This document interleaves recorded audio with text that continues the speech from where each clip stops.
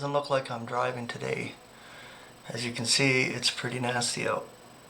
I'm taking a couple of days off. This is real winter setting in now. That first snow blast that we had, that's normal every year. But when winter sets in, and I know it is right now in Alberta, and then you can see the difference. But yeah, I'm going to take a couple of days, just relax and do some study and do my videos, spend time with my family here. Jacob's home, he doesn't have to work, so that's a good thing too. My wife works, but she doesn't have a very far drive, and she's got a Jeep which can get through snow a lot better than my little car.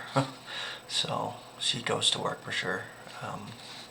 Okay, so this next part here is called Why Were We Children of Indignation? It is at this point of our considerations that there seems to be a tremendous difference between Christ and his ecclesia. Christ is completely without sin. The ecclesia is made up of sinners. Or is it? Is it made up of sinners? No, on the contrary. It is made up of righteous ones. In the Ephesian concept of the complement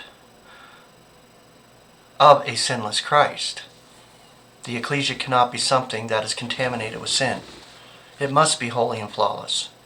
By the time we come to its position, as it appears in the Ephesian epistle, its members have passed through all the stages of the Roman epistle. So, as a complete unit, Christ is going to present his ecclesia to himself, a spotless and flawless unit, complete and full. There will be no tainting of sin or anything. Nothing.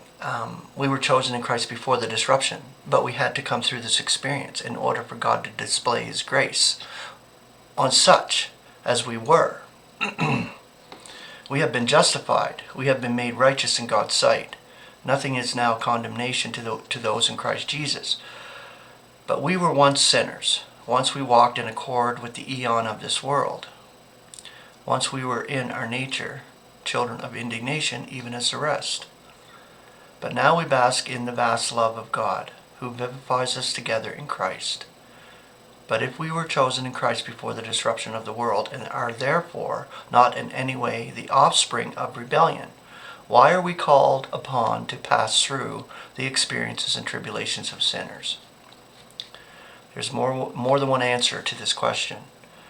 But in the context of the Ephesian epistle that we are considering, the answer is that God needed those who had been saved in grace in order to be able to display his grace among the rebel celestial inhabitants of his universe. He displays his grace to them by the way that he has dealt with us. In our former state, we were pretty bad, like the rest of humanity. And the celestials, looking down on humanity as a whole, with all its depravity and violence, must be really appalled at what they see. But then they see the ecclesia, the called out ones, for that is what the word ecclesia means, called out. They see them declared to be righteous and enjoying the favors of God, and they will come to see that the grace which the loving kindness of God has showered upon us is for them too. And what is stated to be the present lot of the ecclesia in verses 8 and 10 of Ephesians 2 will be their lot also, when they likewise become recipients of the grace of God.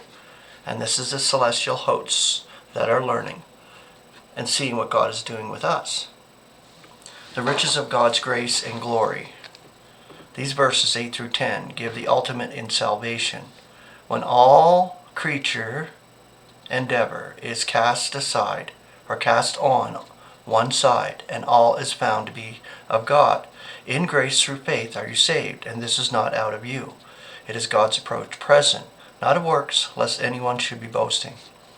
For his achievement are we, being created in Christ Jesus for good works, which God makes ready beforehand, that we should be walking in them.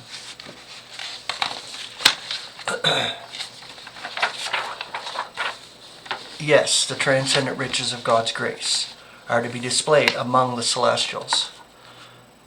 But as we saw earlier, the influence of God's operations through the ecclesia does not stop with the lesser lights among them.